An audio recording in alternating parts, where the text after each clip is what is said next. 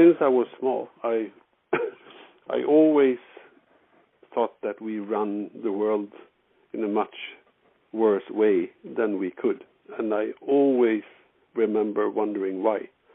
Because I know that we're not stupid, and we're seeing everything that happens around us when it comes to the misuse of resources, the earth itself, nature, and also people.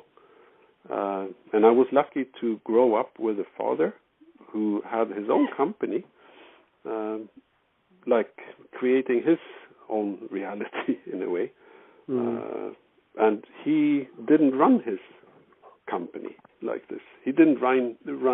And when I was younger, it wasn't about companies really. It was like he did things based on totally different values. He was running his activities because he wanted them to be good, sustainable, meaningful, good for other people. Lots of good values was in the fundament of what he was doing.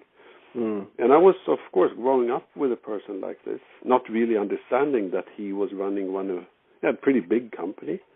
And then you grow up, you understand that that was one of the extremely few companies that was run on good values, because most companies were run, especially during the 70s and the 80s, I would say, on pretty bad short-term values.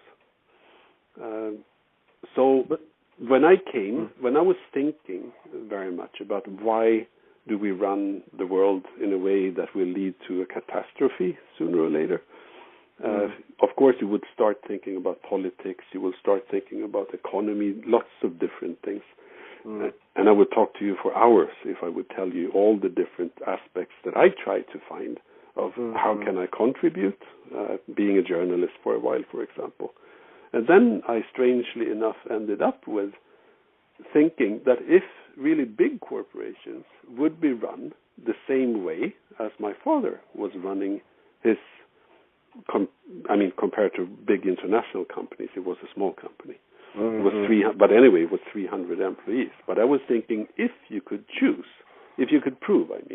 that it's profitable to have a sustainable perspective on a company, and that you could prove that you earn as much money in the long-term perspective when you run a sound value-based company, maybe that would be my contribution then to changing the world into something better. Because most of the bad things in the world actually comes from companies not having to care about what's good for the common good, environment, and many other things.